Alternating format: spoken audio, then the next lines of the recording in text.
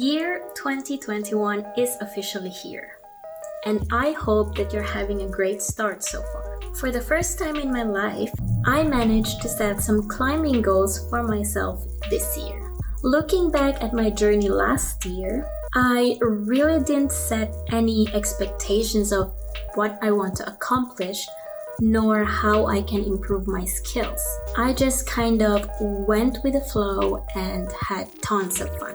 I'm not saying that it's a bad thing, but then I realized, like around summer of 2020, that I want to be more purposeful with my journey and not just do casual trips to the gym or at the crag and decide then if I'm in the mood to climb or not. That's when vlogging started, and that's when I also started challenging myself to become a climber every day. So, are you ready to hear my goals for this year? Then let's get to it. Oh, by the way, I have an extra goal that I want to share to you, but you have to stay until the end of the video. It is definitely one of my goals, but I didn't expect to include it for this year because I think that I need more time to prepare myself for that. But now it's officially happening, and soon. And I can't wait to tell you all about it. So stick until the end. Goal number 1. Create a training program and religiously follow it. Climbing 3 to 4 times a week may be fun, but it's not enough to make me a better and stronger climber. If I want to perform my best every time I visit the gym or the crags, I have to properly train for it. Albie and I have been listening to HöRST Training for Climbing podcast for a while now, and he has this training program that he created that fits climbers who are at a different level in their climbing journey. So I am following his beginner training program. This is a free Excel file that I got directly from his website. The link is in the description below if you want to see it. So the main plan is to train more often during the winter season, well, like now, especially now that we're in lockdown and the gyms are closed anyways, and it's too cold to climb outdoors. Then during spring and summer, we want to climb more outdoors again, but still do some trainings like once or twice per week if climbing isn't an option during that week. I will be doing some variations of strengthening, endurance, power, total body conditioning to support my improvement in both bouldering and lead climbing. Goal number 2 is to climb more outdoors. This was already my wish since last year, but because of Corona, we didn't have a choice but to stay at home. So this time, I hope things will get better and I'll get to climb on real rocks. Also, Switzerland is so beautiful. Come on, how can I not want to spend more time outdoors if this is what I get to experience every weekend, right? Who here has Switzerland in their bucket list of countries to travel to? Comment "I heart Switzerland" down below and tell me which specific destinations are you planning to visit once you get here. Goal number 3. Explore 3 new climbing destinations within Switzerland or abroad. So I've been mostly in Murtal, Magic Wood, a small climbing gym in Grindelwald for bouldering, and then for lead climbing, I've been to Escher, Brochneburg, Hollenstein, and Forscherstein. And so I want to explore more. There are more climbing destinations to explore. So if you know any climbing destinations that I should definitely visit, let me know. Goal number 4 is to be able to climb a 7A route this year. I really don't choose the routes that I climb based on its grades alone. I mean, if I think this route is beautiful, exciting, motivating, challenging, then I will pretty much climb it. But I think the most obvious way to measure my progress, whether I am getting stronger or better through my training, is when I get to send a route that is beyond my current limit. And if I am able to climb harder routes, that means that I have a broader section of new set of routes to climb. And that's really the goal behind it. If I can't do a 7A route this year, then that means I have to train harder. Goal number 5 is to improve my eating habits. If you know me, then you know that I love eating. I enjoy food and I love cooking. And honestly, I am always hungry and I crave comfort food like greasy Filipino food and fried chicken. I love fried chicken. Fried chicken is my favorite of all. And I don't think that I eat bad food in general because here in Switzerland, people are used to eating and serving healthy food anyways. It's hard to avoid eating healthy here, but I think that I can do better than that. I want to be more disciplined with my food choices, avoid eating junk food, first of all, maybe only occasionally, and really choose the food that supply nutrients to my body so that the hard work that I'll be doing during those training sessions won't come to waste, and really reap the benefits of having a healthy, active lifestyle. The goal is to perform better,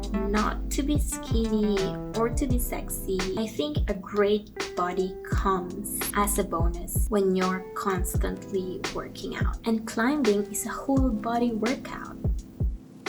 Goal number 6. Manage my fear of falling. If you've seen my first boulder project video, then you know that I struggle with my fear of falling. First of all, I don't like the feeling of falling. That's the reason why I never ride roller coasters or do some cliff diving or canyoneering. I don't know why I suddenly developed fear, because when I was younger and I was in the Philippines, I always do this sort of adventures with my cousins. I guess the fear became more present when I injured myself while bouldering back in November 2019. It wasn't that bad. I mean, I didn't need surgery. I think I just tore the band behind my knee, or is that a ligament behind my knee, that string, and I had to go to physical therapy for 5 months for that. And somehow every time I climb, it sends a signal to my brain that this accident will happen again. That's why practicing helps, but I need to push myself to practice it and not avoid it. Because of that fear, I avoid trying harder routes, because I know if I try hard routes, there's a chance that I might fall. So now I want to fight it. I want to be able to do harder routes without stressing whether I'll fall or not. I want to control fear, not fear controlling me. Goal number 7 is to inspire others to start climbing. I think this should be goal number 1. This is one of the reasons why I create stories about my journey. I'd like to inspire other people to try climbing, get to know the sport, and slowly fall in love with it. I won't get too much into details of how climbing changed my life, because I'm planning to discuss that in another video, but there's a lot more to climbing than what it seems. I learn different life lessons, and I get a better version of myself every time. I am more aware of myself and my partner. It just opens my eyes and my heart to a lot of things. So I hope as I continue to share my journey that I get new people to try climbing. You don't know what you're missing.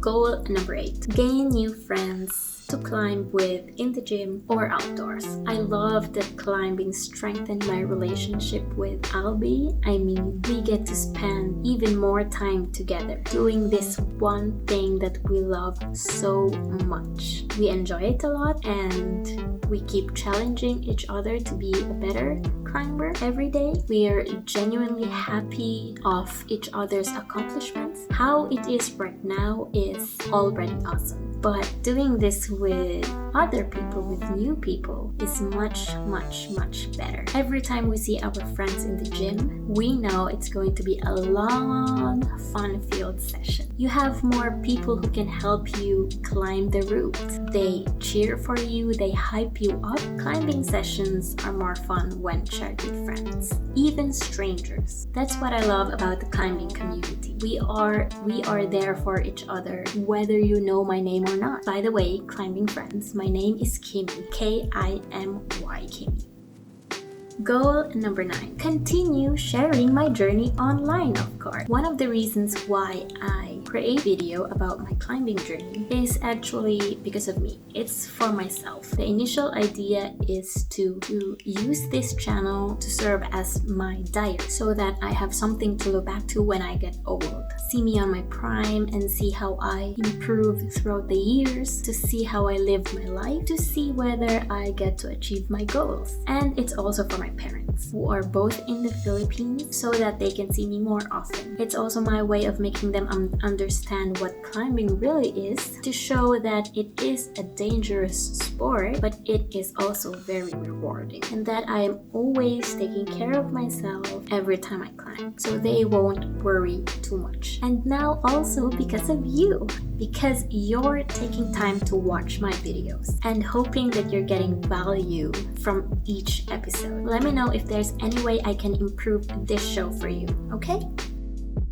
Give me a thumbs up if you're having a great time watching so far, and don't forget to subscribe. Click that button or here if you're not subscribed yet. I know 45% of my viewers are not subscribed to my channel, so consider subscribing please, because I've got tons of stories to tell you this year and I don't want you to miss any of it.